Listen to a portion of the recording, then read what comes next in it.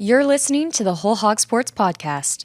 And now, here's your host, Matt Jones. Happy Wednesday, everyone. This is Ethan Westerman filling in as host today. Happy to be joined by Anthony Kristensen over a video call. Anthony, glad to have you. We're going to talk some offseason basketball today. But first of all, we've had a little bit of time to, let this past season, we've had some time in between that loss to Arizona. What are kind of your closing thoughts on the 2025-2026 Razorbacks? Yeah, no, I thought it was, a good season. I thought, obviously, it ends in the same spot that it ended last season, but, I thought their regular season was markedly better than it was last year. I think that the program is in a stronger position than it was obviously a year ago, which is natural, right? I mean, obviously you get more time in a place, things, go more smoothly. But yeah, no, I thought it was a good season. Obviously, Darius Acuff is a finalist for both the major National Player of the Year awards. Was a consensus first team All-American. You get all of that. And yeah, I think there's a lot of good stuff that happened for Arkansas this season. Obviously, there are, areas in which I'm sure they're going to be looking to improve, which I'm sure we'll get into. But, I think overall, I thought it was a pretty good season with some holes. Obviously, they struggled against bigger physical teams, and that's obviously a big reason why that Arizona game was pretty non-competitive for a lot of it. But a really elite offensive team, and I think one that was, it was a lot of fun to watch and to cover from, obviously our neutral perspective. But yeah, a fun one that I think was, I thought it was a step upon, last season.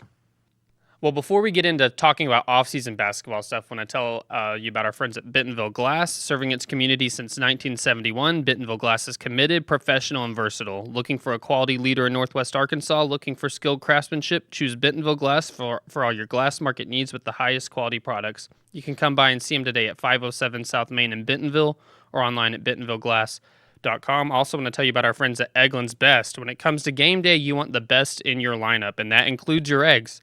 Eggland's Best delivers more of the nutrition you need with 6 times more vitamin D and 25% less saturated fat than ordinary eggs. Score now with Eggland's Best. Better taste, better nutrition, better eggs. You can get more information at egglandsbest.com.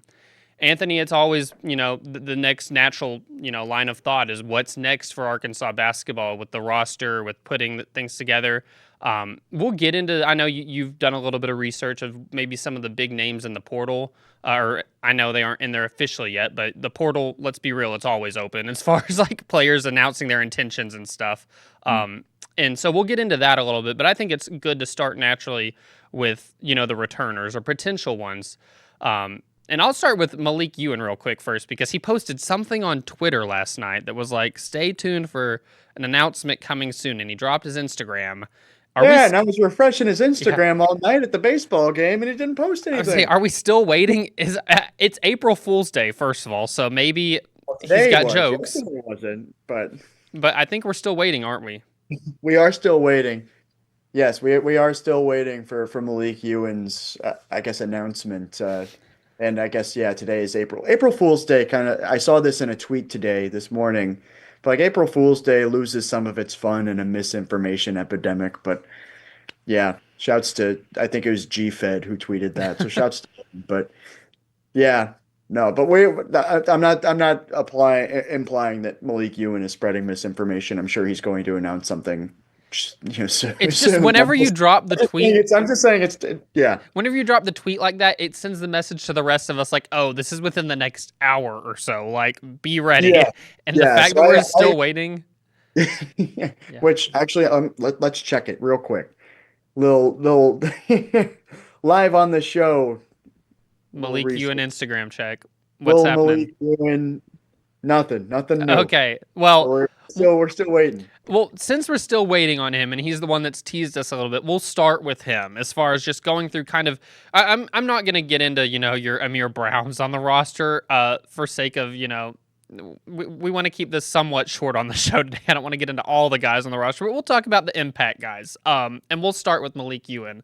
And love Amir Brown. That's not supposed to be a roast. I'm just saying I think that we don't really want to get in the weeds on if Aiden Kelly and Amir Brown are running it back. But I think Malik Ewan, Billy Richmond, Malik Thomas, DJ Wagner, some of these bigger names, everybody's very intrigued to know what they're going to do. So I want to clarify, I guess, that with this, it's all kind of just speculative as far as like what makes sense. This isn't any sort of like official like we've been told this person's coming back. I just want to get your thoughts on how you feel like the situations might play out, just based on what makes sense. And I guess we'll start with Malik Ewan of what you think might be best for him in his future.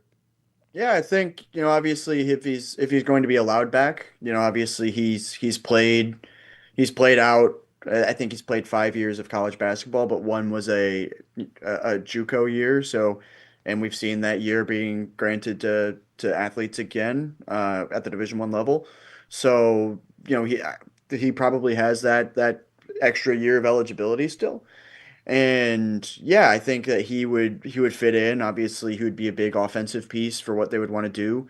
If they want to get, a new big guy out of the portal, which I think is probably an area of need for them. I think that you could probably shift him over to the four, and I think that would benefit him, on the defensive end and on the offensive end, because then he doesn't have to rely so much on paint touches and everything like that, and playing back to the basket when I think he's at his best when he's going to the basket as opposed to when his back is to the basket. And I think I don't know if that's the popular opinion or not, but that's just my thought. But yeah, I think if he were to return, I think it would be good for all parties. Yeah, and he's someone I think that it's become more interesting what he's going to do just based on the last, few weeks of his season. How he really, it almost felt Trevin Brazile-esque from the year before. How Trevin Brazile put together his best performances. SEC tournament, NCAA tournament, into the regular season. Malik Ewing kind of followed the same path. You think about what he did against Hawaii, against High Point. He just had some of these big games in the NCAA tournament. And the SEC tournament too. And in the SEC tournament. Yeah, so I guess for him, I think that he's an intriguing one just based off that recency bias of production and the progression that he did make last year. Yeah, no, for sure. And I thought near the end of the season, I really thought that you'd seen him really kind of, find a good space or good spot in I guess the role he was playing. I thought his offensive output was, really, really good, just kind of down the stretch of the season, not starting with the game at Missouri, but that was the one that kind of really stood out. Um, but yeah, I mean his production both, on in scoring and on the glass as well. I think he had three double doubles in the final 5 games of the season, if I'm not mistaken. And I don't have the stats right in front of me, so I apologize if that's not entirely accurate, but it was something like that. But yeah, I think you made a very good point with just how he finished the season and how much that would, potentially carry on into next year if everything goes the way that, he and Arkansas would plan it if he were to return. So yeah, I agree with that. Yeah, and you were right. It was 3 of the last 5 with double doubles. He had the Ole Miss game and then the 2 first and second round NCAA tournament games against Hawaii and High Point. And then if you want to, even extend it a little bit further, he almost had 4 in the last, I think that's 7, because at Mizzou he was just 1 rebound shy, but he scored 17 points that game, which was his most kind of on that last little stretch of the season. Yeah, he's a player who I think that would really benefit from another year in the system, just seeing how he was starting to hit his stride. And it's an adjustment, like to any new coaching staff and system. And it kind of felt like for him, maybe, at least from my perspective, it seemed like maybe it was just that adjustment period to get a little bit more used to Calipari and kind of what was expected from him. We'll move on to, I think, the one that everybody, this is one everybody's going to be curious about, is Malik Thomas. He's I think, probably the biggest wild card. Mm-hmm. Yeah, no, for sure. And, I mean, I think it wouldn't be a question pretty much any other year, but this year's draft class is so deep and so strong at the top that it becomes a question. And I would be pretty surprised if he didn't go through the process at the very least, get that feedback and see where he grades out as a prospect. So yeah, I wonder, and even if he doesn't get a first round grade, does he want to return to college? There's that question. Uh, yeah, he's a really interesting one just because of how deep this draft class is, and especially the quality at the top. He's kind of I don't want to say fallen or slipped or anything because that those words don't feel accurate. um, but he's just kind of hovering as a late first, early second round prospect as things stand, and obviously that can change as the draft process goes. I mean, for example, like Cedric Coward last year was viewed in the same light. He was actually committed to Duke out of the transfer portal, and then he turned out to be a lottery pick. So this can change. Everything is very fluid. And I'm not saying that is what's going to happen, but it could happen. Um, so you get all of that, the factors, what does he want to do? What's the best for him? And, all of that. So it's I don't know what's going to happen. It's kind of difficult to give a prediction on what's going to happen because there's a lot of different variables at play, and we don't, the draft process hasn't even started yet, and yeah, I think that's probably, assuming he goes through that, that's probably going to be the biggest or the biggest factor in this, and is just kind of where he grades out, and can he get that a guaranteed first round draft selection. I think is probably the biggest thing with him, and a potential return or potential departure to the NBA. Yeah, and I think that's like certainly going to be the biggest, most ongoing conversation, at least we have about Arkansas, going into next season, as far as returners go, is Malik Thomas, because he's really the one out of the bunch, that realistic returners that draws the most like NBA potential right now. I do want to. I didn't mention it from the jump when we're going through these names. I said we're not going to do the walk-ons. Also, we're not going to mention Darius Acuff because I think we can both agree that we think he's. Yeah, I don't think he's I coming don't. back. I don't think holding out hope that you'll see him in an Arkansas uniform again is very wise because he's going to be a very high draft pick. And then obviously Trevin Brazile, he's out of eligibility, and so is Nick Pringle. So those three we aren't going to have in these conversations just for sake of what's realistic.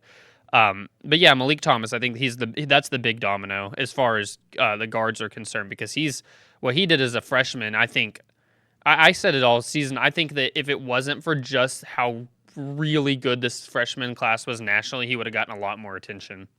Yeah, no, for sure. I would definitely, agree with that.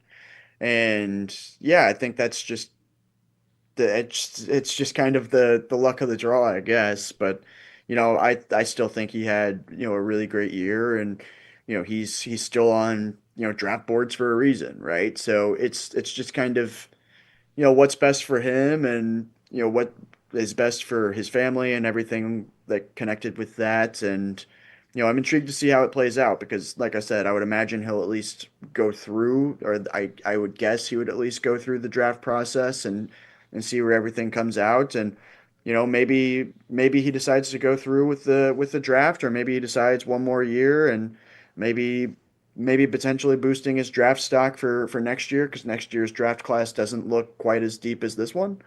But yeah, I think he's probably the most intriguing name on the list of potential pros or potential returners for sure. Let's move to Billy Richmond, and what we think his future might consist of. What's your gauge on, like, does he need to test out pro stuff right now? Do you think another year of college? I think that we can certainly agree he's adored in Arkansas, so like transfer portal would be an absolute shock. I think for him, it seems like the question is just when do you test out your draft? Yeah, I would imagine he would be back at Arkansas next year. Obviously, I'm not saying that with any certainty, but he's one that I would be surprised if he were to depart. Um, but I think it's a credit to him that we're having this conversation. Obviously his offensive progression was very noticeable this year. His scoring output increased, his rebounding increased, I want to say his assists average increased as well.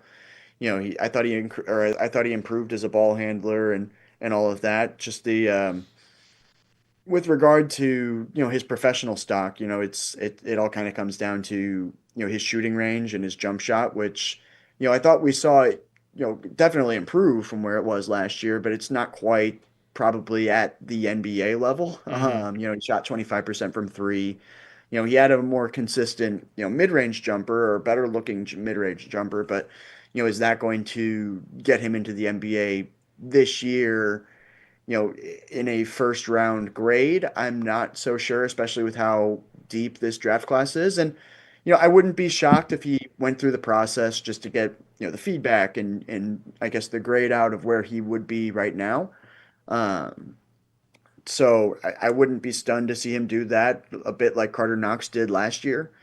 But I would be pretty surprised if Billy Richmond wasn't playing for Arkansas next season. Yeah. Natural segue. You mentioned Carter Knox. Obviously, his season was cut short this year with his injury. I guess we would have, had they made the Final Four, there was maybe a potential world where we saw him again, according to John Calipari's timeline. Carter Knox's timeline, he said, we never got to see that because Arkansas did not make it that far. But he's an intriguing one, I would think too, because just the season didn't go how you would expect for him, just off of how his first year ended. But also he was kind of dealing with nagging, like even before the season-ending injury, he had like nagging stuff. I feel like all year long. Yeah, yeah, for sure. Yeah, no, he's one I would expect to be back. Yeah, after the game. I don't remember who on the beat tweeted the video of him saying that he would like to run it back, so that would kind of imply that he would like to be back. So I would be surprised if he wasn't playing for Arkansas next season. Obviously we saw, at different points of the year that, the player, the potential that he has. Obviously, he had a great game against Texas Tech. He had a double-double against Central Arkansas, and he had other moments throughout the season as well where you saw that. It was just kind of a rough go of it with the injuries and, maybe some consistency as well. But yeah, I would be pretty surprised if he wasn't playing for Arkansas next season, just to be frank, just based on, the vibes we got from talking to him in the locker room post game and just kind of, the different quotes that he had after that. But yeah, no, I think he's one that, he's not going to go to the NBA this year. I can say that pretty confidently. Obviously, you never say never, and you don't want to end up with egg in your face, but it doesn't seem like the NBA is a this year timeline for him. And yeah, I think another year, in college would do a lot for him. You know, being in the weight room and kind of going through workouts and everything, and kind of putting to work or putting to practice even more. So the things, the grades he got from the NBA draft combine and all of that. So I think he would benefit from another year. I think he would benefit from another year in familiar surroundings, so he doesn't have to adjust a ton. Obviously, there's going to be an adjustment coming back from injury, but yeah, I would think that he would be back at Arkansas. Okay, a few more that we'll touch on. DJ Wagner's a really intriguing one. Like I think this one's really really you know interesting for what's going to happen because it's like what's almost like I feel like what's a best for him, but he in like what's would being at Arkansas be best for him next year? I think that personally, kind of the way the roster shake up, he could be that natural point, like true point guard. But I don't know. It's like, what do you think is in DJ Wagner's best interest? Yeah, it's a good question. I mean, he and Kenny Payne and John Calipari. I mean, their families all go way back. you know, Kenny Payne played with, Milt Wagner, his grandfather at Louisville. Obviously, his father played for John Calipari, and obviously, so there's so much connectivity there that those guys are all going to bat for each other and doing all of that, and it's a cool story too, right? I mean, obviously, all of those connections, but what as for what is best for him, I don't know. Yeah. you know, I think that's for him and his family and coaches all to decide that. You know, what is best for him. I like you said, I could see him kind of being a more on ball guard next season. Yeah. Obviously incoming transfers depending. But with him and being a fourth year guy with all the experience that he has, being on the ball more, I think would be good. And you saw how good Arkansas can be with him on the ball. Specifically last season when Boogie Fland got hurt, and he kind of spurred the turnaround. So I think that I think Arkansas would benefit a lot from him coming back, especially if they don't go and get a big time ball handler out of the portal, which will they, won't they? I'm not sure. But I think his experience, I think everything that he can bring to the team, I think that would be valuable for them to have. And it's just kind of I guess a decision that he and the coaching staff and all the families and everything to kind of need to come to decide, because I'm sure there are opportunities out there that he could be not just the primary ball handler for an offense, but also the go-to offensive, outlet. So, is that what he wants? I'm not sure, but yeah, I think there's very clear benefits to Arkansas keeping, for him to stay at Arkansas and Arkansas keeping him. And I think he's one. I think his story is going to be an interesting one to track in the offseason, just because of all of those factors. Yeah, and he's one to me that it's like I think he's a guy that gets it too. The fact that like this year, I think a lot of guys would probably get pretty upset about a freshman comes in and Oh, yeah. and takes a whole lot of your minutes, and but like. I think he's the type that gets it. That Darius Acuff, like, it's not like just some freshman came in. It's one that Yeah. literally, like, I mean, first team All American. He's a finalist for these National Player of the Year honors. So I think that it's one of those things too, where DJ Wagner really, I think, could be in line to like he was just behind a really like elite, like I know I think didn't Sean Miller call him generational. It's like that's just kind of I think the cards that were dealt this year. I could see him coming in next year if he's back at Arkansas and really running the point guard show. I could, just because of the other guards they have seem like more of off ball. Even the ones coming in, because isn't Jordan Smith? He's pretty much like, I know he's listed as a shooting guard. I'm sure he could probably handle the ball some too. But I think that DJ Wagner could be in line for really getting to kind of be that floor general again if he came back. Yeah, yeah, and I think that's very possible. Jordan Smith he's awesome, man. Yeah, Um, he's really good. he's very good. In a freshman class that isn't quite as deep as this year's freshman class was. I mean, Tyron Stokes, Jason Crow, kind of those guys. Those guys are kind of ones who really stand out as like, okay, these guys would be guys in any class. Hmm. But yeah, I'm in agreement there. I think he's got the opportunity to kind of really take the reins. If that's what he wants, if that's what Arkansas wants, and yeah, I think that there's a lot of potential there for that to happen. And I'm intrigued to see how the offseason shakes out and how the roster is built, to see if that is going to be the case. Last player returner potential, and we'll touch on real quick, is Isaiah Sealy. I don't want to spend too long on this so we can get to some other stuff, but I guess and I'm not also not mentioning Kareem Rattel and Paulo Semedo because they didn't play this year. I mean, there's a lot of things that can happen with the roster, but just as far as the guys that we saw on the court this year, I guess the last one that we'll touch on is real quick Isaiah Sealy. Just what you think about him? I mean, clearly a player who Calipari's high on his future. He mentioned that much before the Arizona game, but it's like, pretty unpolished right now, his game.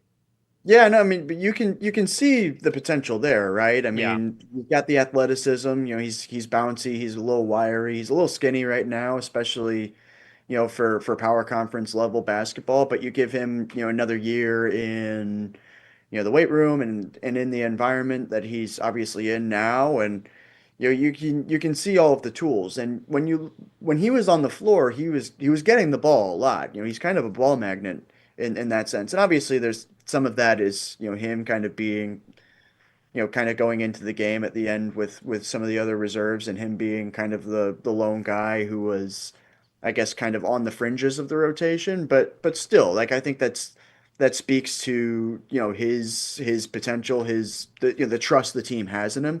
And we saw that in a couple of games this season. Obviously, when both Carter Knox and DJ Wagner were hurt, kind of in the middle of SEC play. and Isaiah Sealy had to step into a larger role. I thought he did a really nice job in those moments. So you can see the potential there. You can see why, John Calipari and he's mentioned him a ton throughout the season, just kind of unprompted, just kind of about how excited he is about, his potential and everything that kind of goes into that. And obviously he's also, a hometown kid, right? I mean, he's from Springdale, so he's from what, 20 minutes from Bud Walton Arena. So I'm sure, it's nice for him to be close to home and, you know, yeah, just having all of the perks and benefits that come with that. So I would imagine he would come back. It seems like Arkansas would want him back, especially like we all, yeah, like we've mentioned with all of the potential he has. And I think it was evident whenever you watched him play that, maybe a little unpolished, but you can see that, you polish him a little bit and you're gonna get, a good player there. Yeah, he's super athletic. That's what stands out to me. Just watching him, even like the 2-line layup or dunking lines, it's like, okay, this guy has some bunnies.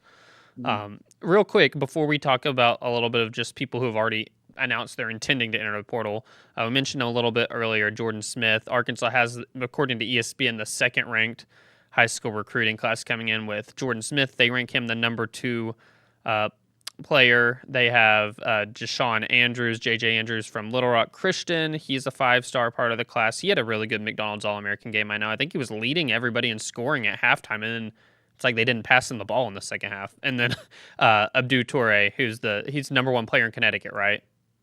I believe so. Yes. Yeah, and it's Toure, right? Abdu Toure. Yeah. Yeah, and so those are the 3 that make up the high school class that's coming in that's highly rated. That's what you can, I feel like, as long as John Calipari is the coach, you can expect that you're going to get some highly rated freshmen coming in. But if there's anything, I think that this past, the way that they exited this year taught us against Arizona, you do need some of those just veteran, big, physical guys, which I know John Calipari mentioned after the game that these freshmen coming in are physical guys that he thinks can hang, with I know he likes to say 25-year-olds. Sometimes he'll say 28. Sometimes he'll say 30-year-olds. It's like whatever John Calipari's feeling should be the age. But he said that he feels like these guys are, these freshmen could come in and play against older guys and they're talented enough. But I guess there still is the question of what are they going to do in the portal? Are they going to go get some of those seasoned guys? So I know you've worked on a story where you've kind of just monitored like players who have said they're going to be entering the portal. I'm just curious, maybe name 3 or 4 guys out of that bunch that's in that story at our website, wholehogsports.com, that intrigue you the most. And I think we can go ahead and probably start with Somto Surreal, right? It's going. Yeah. Yeah. I mean, obviously, Samto Cyril, he's a guy who, he was committed to play for John Calipari and this staff, or I guess I should say a large part of this staff, at Kentucky before he decided to go to Georgia. He's just, I mean, he's a very good rim protector, right? I mean, he finished with 8 blocks when Arkansas played against Georgia this year. Yeah. So he's kind of, yeah, he's what you want, right? He's a good rebounder. He can finish around the basket, and he's a guy who, he can do what you need him to do, especially on the defensive end, in the paint and all of that. So he's a guy who, he entered the portal, and it's just kind of immediately you draw that connection. Yeah. Whether or not he ends up, going to Arkansas or where he ends up, I guess obviously remains to be seen. But he's an elite level rim protector. I think he's a guy who can score. He's very big, just a big guy, and like I said, an elite level rim protector. He's a really good rebounder.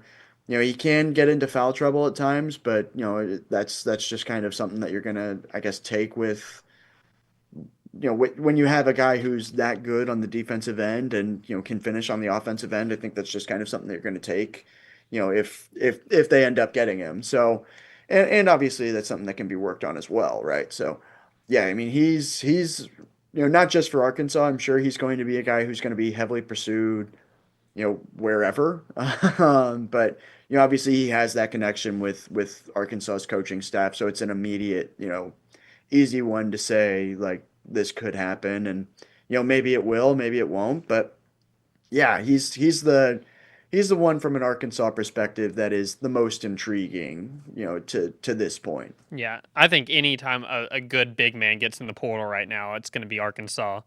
Like Yeah. fans at least are going to be like, you know, freaking out a Mhm. little bit. Like, could this be the one? Because it's almost just a given that Arkansas is going to have to get some bigs.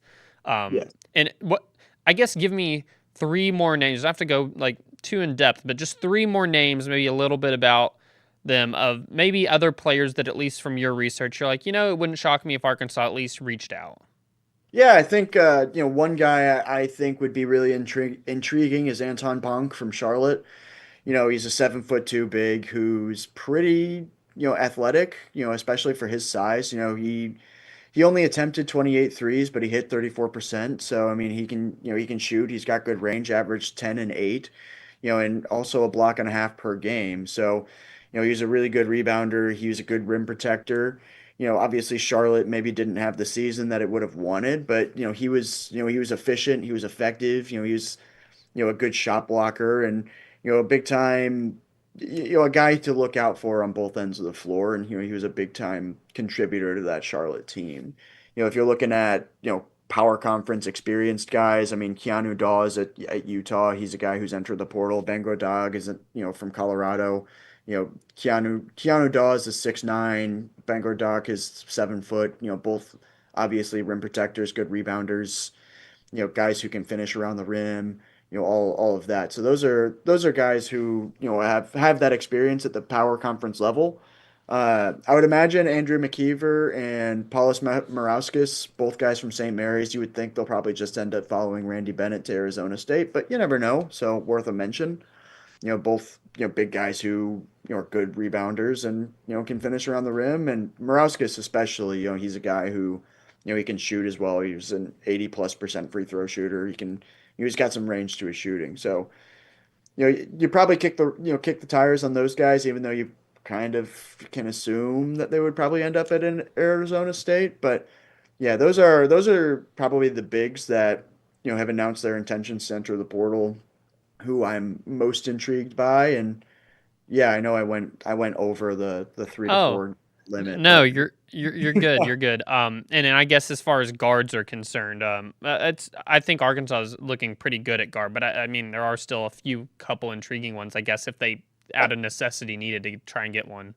yeah, I think you would want to, if you're Arkansas, or at least if I were making a decision, I would probably want to get, another guy with some shooting range for sure. Especially if, Malik Thomas does end up staying in the draft. I think that it would be, important to get a guy with some range. So I think I would be, I would imagine that they're at least going to be looking at guys like that. So I think, Jeremiah Wilkinson, also from Georgia, is kind of an obvious one to look at. 17 points per game, 35% 3-point shooter, 41% from the field. He's looking for his third school in as many years. He started his career at Cal before going to Georgia. But he's an effective three-level scorer, and he scored, I think it was 20 points against Arkansas this season, if I'm not mistaken. Yeah, So he had some big shots. I remember. yes, yeah, and then some of the I guess more under the radar names, Brett Decker from Liberty. He shot 47% from three, which is kind of crazy. Yeah. Or 45, somewhere in that range, 45, 47. And, it was on high volume too. He took 222 About to three-point say for shots. comparison, that's about what Darius Sakoff shot from three. Yes. So, I mean, he's a guy, it wasn't like he was just a 3-point shooter too. I mean, he Yeah. averaged 17 points per game this year for, a good Liberty team. Liberty got upset in the Conference USA tournament, but, it was still a good team that won, 25 plus games, if I'm not mistaken. Finley Bizjack from Butler, he's a guy who's flirted with the portal before, flirted with the draft before, but has kind of stayed at Butler. But, with Thad Matta retiring, maybe now is the time for him to go somewhere else. And, he's, 35% 3-point shooter, so he's, a decent 3-point shooter, averaged 17 points this season. And, he's obviously playing in the Big East, so he has that power conference experience. I think maybe the most intriguing, well, that's probably not the best word to use, but Money Williams from Montana, 20 points per game, almost 50% from the field. And his production has improved each season. He's going to be a senior next year. He spent each of his 3 years at Montana. So, he's, I guess, kind of looking for that shot at the next or a higher level, of college basketball. And yeah, he's a guy who can fill it up. He's not a great 3-point shooter, 34% this season. But that was also his career best. So, maybe that trend continues and he becomes an even better 3-point shooter. But you could also see, especially the Big Sky to the SEC would be a big, big jump. So, yeah, I mean that's a concern. Daniel Freitag from Buffalo, started his career at Wisconsin, but then averaged, I think it was 19 points per game this season. Really good shooter, really good scorer. Guy with experience. So yeah, there's a lot of guys, you can look at who, you know, can score, can shoot. So yeah, those are just a few of them. I still need to add some names like Tyler Lundblade from Belmont. He's a rare exception because he's already in the portal because of the coaching change there at Yeah. Belmont with Casey Alexander going to Kansas State. He just had an official visit with Tennessee. So maybe he just wants to stay in the state of Tennessee, but he's a really high level 3-point shooter and a good guard to have. He was a great Missouri Valley Player of the Year this year, and so he's one who is going to end up at a power conference somewhere, whether that's Kansas State, Tennessee, wherever it may be. But he's a high level scorer, so I wouldn't be surprised to see them go and try to grab a guard who is who can shoot, who can score, because I think that's something that they need, especially if Malik Thomas ends up staying in the draft, or assuming he goes into the draft, obviously. So yeah, I think those are some names that I'm at least monitoring. I still need to go in and add some more, but yeah, that's the preliminary Anthony Christensen list. We'll end on this real quick. Give me your just real quick, three top off-season questions for Arkansas. Yeah, I think I think number one obviously is, the NBA draft stuff. Does Malik Thomas stay? Does he go? You could say the same thing for Billy Richmond. Obviously, like we mentioned earlier, Darius Acuff. I don't think there's any question that he's going to be staying in the draft, nor do I think there should be. I think he's earned that, with how well he played this year. But the other guys, I think it's a valid question. I think it's a big question, whether or not they go and stay and all of that. And then number two, I think is I think is probably, the portal, who stays, who goes, who comes in. Obviously, like we mentioned, they kind of desperately kind of need front court additions. You know, obviously with Nick Pringle and Trevin Brazil, both exhausting their eligibility, the assumption would be that Malik Ewan comes back, but that's obviously not certain.